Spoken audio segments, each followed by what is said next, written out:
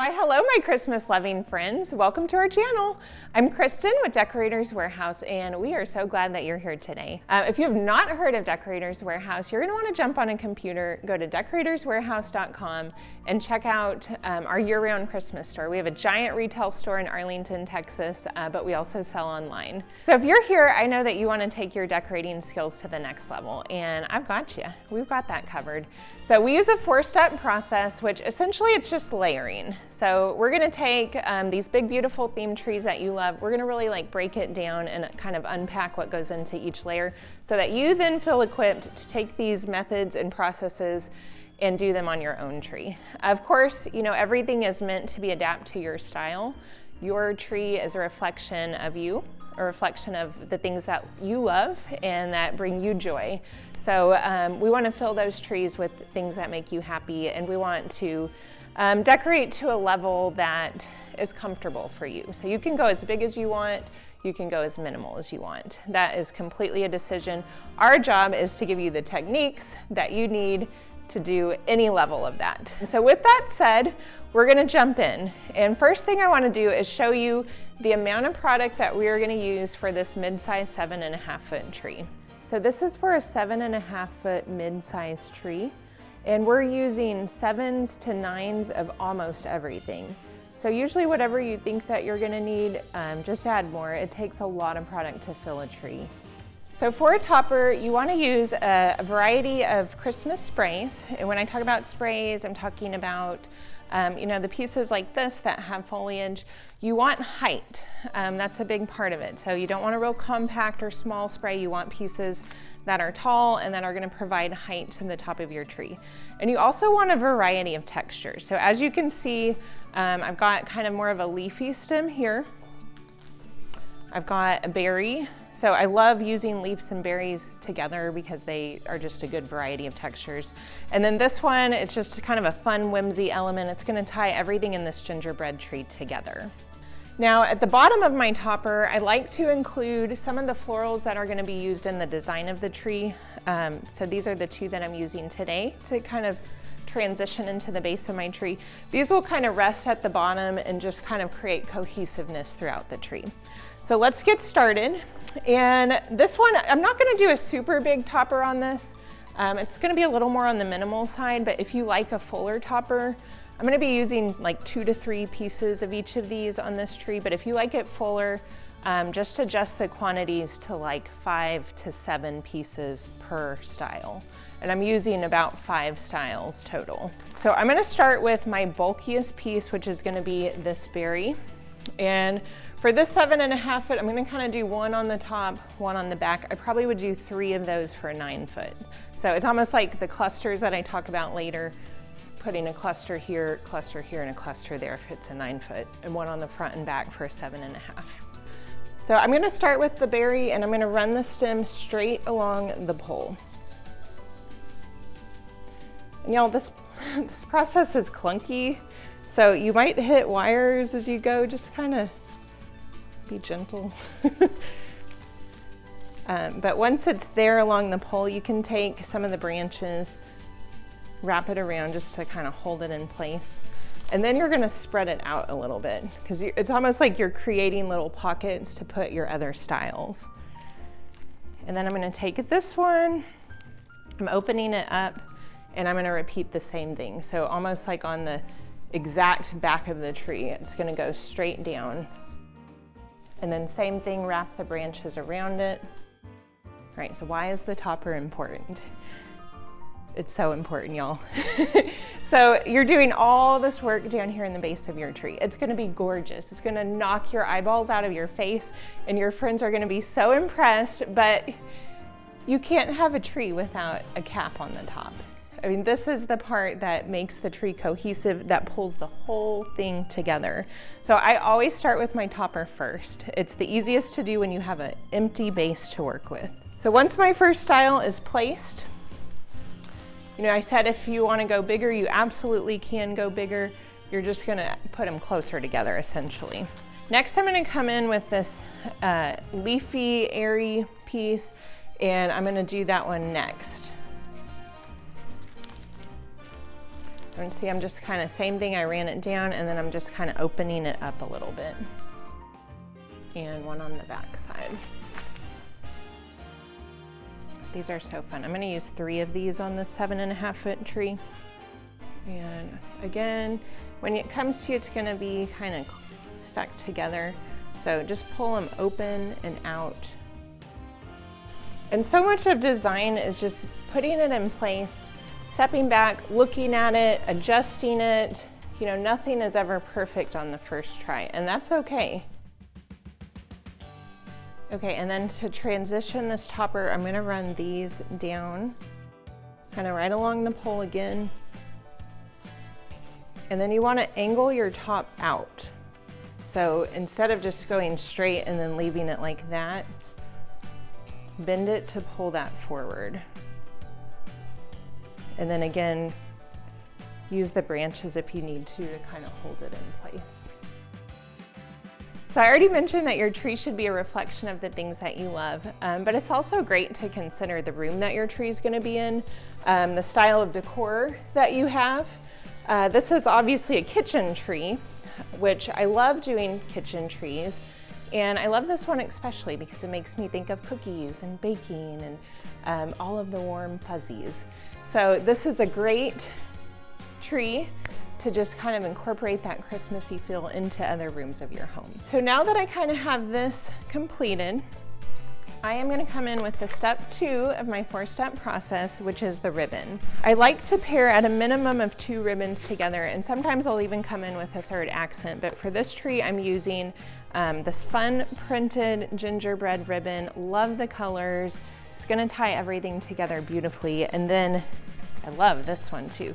This kind of diagonal check, and then it's actually double-sided, so I've got the small gingham on the back side. So this is going to be my bottom layer. My bottom layer is generally a solid or, you know, kind of a subtle repeating pattern. Then my printed ribbon is going to be the one that's on top. So this will be my bottom, this will be my top.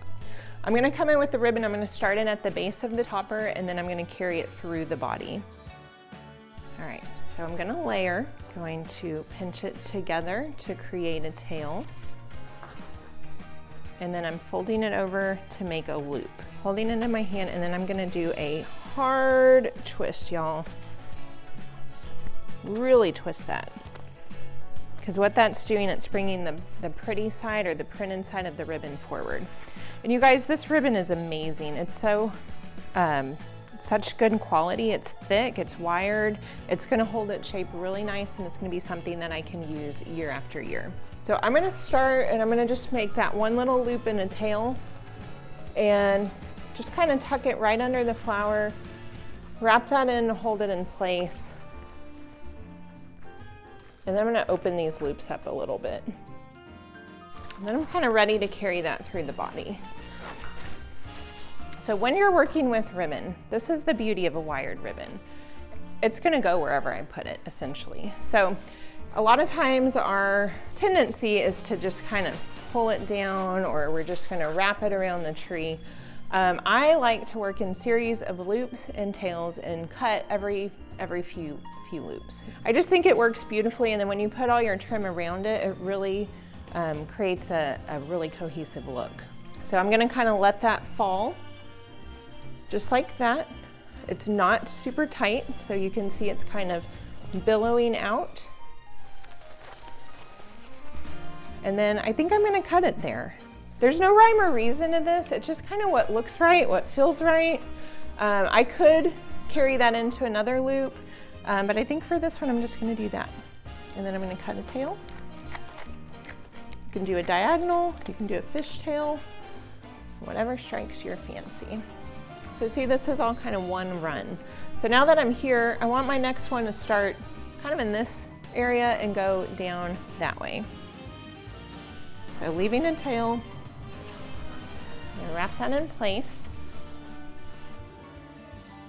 And then I think for this one, I'm gonna create a second loop, but I'm gonna pull it a little bit towards this side. Okay, and this was actually a partial roll to start. So I wanna show you what to do if you just have a smaller piece. Maybe you don't have enough room to do a bigger loop. So there's a few different things you can do. And the trick here is we're really just like filling spaces. So if you need a pop of color, you have an empty hole, you can do any of these little tricks. You can do the continuation of loops. One of my favorites though is just a little one loop bow essentially. So it's a tail. So you're just gonna pinch that in. Probably, oh, I don't know, 6 inches. Actually, let me make that a touch longer. And then we're gonna fold it to create another loop. And then like I mentioned earlier, a hard twist. So I've got a tail, a loop, and another tail here. Because of the pattern of the gingerbread, usually I would do it that way, but I'm actually gonna kind of do it this way.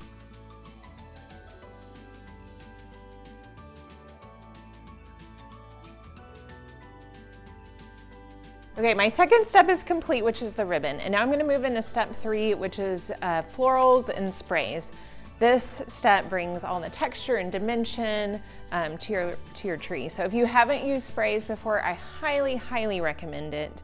It's just a great way to fill in holes and to create a lot of good texture. So one thing that we do, you've probably heard me talk about this before, it's called floral clustering. Clusters are life-changing, so because you can use them for so much. So you can drop them into a vase, you can use them kind of in your garland, you can put them on wreaths. I mean, there's so much you can do, but I like them in trees because they fill up bigger chunks of your tree and kind of create that cohesive look. So for my cluster, it's really anywhere from 3 to 6 floral and spray pieces that you kind of put together to make one grouping. For this particular one, I'm using 2 sprays, 2 flowers. I mentioned it earlier, but I love using a berry and a leaf together just because, you know, you've got a round shape, you've got a flat shape, and they just work really well together. So I'm gonna start with the berry because it's the bigger piece. And I'm just gonna lay the leaf kind of on top and pull some forward, pull some back. So it kind of looks like one piece. That's essentially what we're doing. We're marrying the two together. Then I'm gonna come in with the flowers. And this is actually very similar to the topper. We kind of did, remember, 2 of these at the top, and then we added a few extra stems, but we're now gonna put them into the base of our tree. So I'm laying 1 floral just right on top, and then I'm bending that head outward. And then I'm gonna come in with a second floral and lay it along the stems and then bend the head kind of the other direction. So, and notice color-wise, I'm really breaking up the color. So it's not overly red, it's not overly brown, kind of is a mix of both. So once I've got them together, hold them at the base. You're gonna take one of your stems, doesn't matter which, and pull it around. So now we've kind of created, this is the cluster that I've talked about. So like I said, what a great vase filler. How perfect, you know, to do them on wreaths, kind of going around. But notice the stems are still really long. You want to bend that in half so that whenever you pop it into your tree, it's not sticking out the base, like out of the back of the tree. So I'm gonna start kind of in this area, and then basically you're gonna kind of zigzag through the tree, just kind of making sure they're not too clumped together. This is a 7.5 foot tree. I'm using, basically the number of feet is the same number of clusters I'm using. So I'm gonna use 7 of these in the body of the tree, and that's not counting what's here in the top. So on a 9 foot tree, you know, I'm gonna use 9 of these clusters. On a 12 foot tree, I'm probably gonna use 12, or maybe even a touch more on a 12 foot tree just because your base, you know, is so wide. So let's go ahead and pop these in. So run that along the branches, kind of tuck it in. You can use the branches to hold it in place. Then I'll come in kind of here. You guys, this, I don't know that I mentioned it, but this is our Mrs. Claus's Kitchen Bundle. So we actually sell these as full packages. All you do is you put in your tree size. Now we don't send the tree, we send everything that's on the tree, but you use the tree that you have at your home already. So if you have a 7.5 foot tree, you put that size in, boom, we ship you all of the product that you see here. We supplement it with the video that you're watching now, and you have everything that you need to create this look at home. So essentially you're saving tons of time and money because you're not having to hire a designer to go pick out all the pieces to go together and actually design the tree. You're able to do that yourself and save a lot of time, a lot of money that way. So we love these. This is probably, might be my favorite one this year. It's so fun.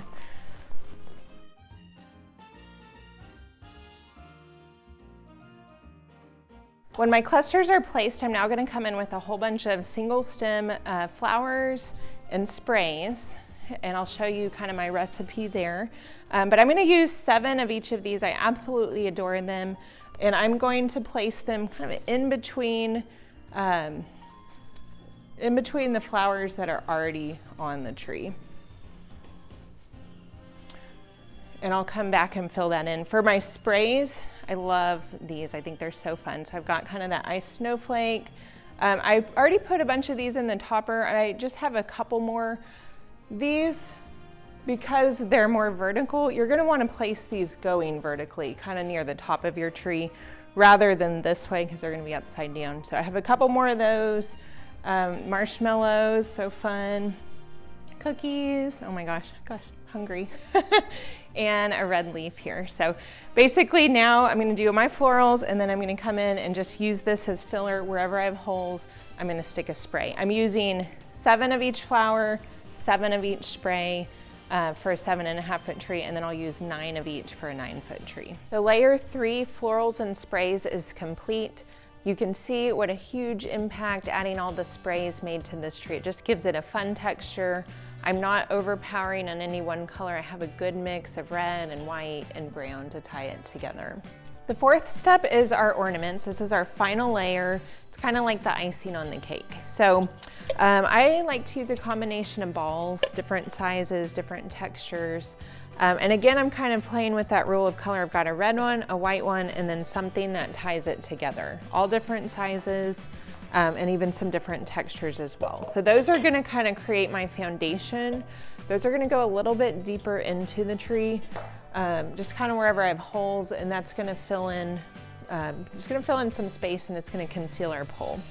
And then after my balls are placed, then I come in with some more specialized fun ornaments. If you have a collection of ornaments that you've just collected over time, that's a great way to showcase those too. So they're gonna come on the outer ends of the branches.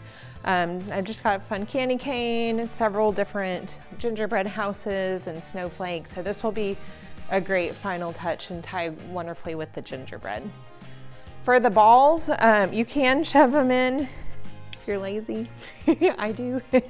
But if not, if you don't want to, you can use a little bit of wire, or even like these are just the little strings that come on the bag. You can just pop that through the base here and then tie that onto the branch. So again, I'm kind of looking for wherever I have holes, tucking them deeper inside to create a base. And same rule of thumb here, you want to zigzag through the tree. So if I'm there, my next one's on this side and all the way around.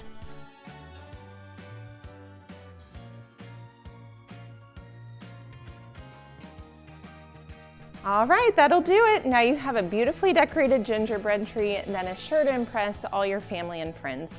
If you liked the content you saw, be sure to hit subscribe and follow us on Facebook, Instagram, YouTube, and TikTok. Merry Christmas!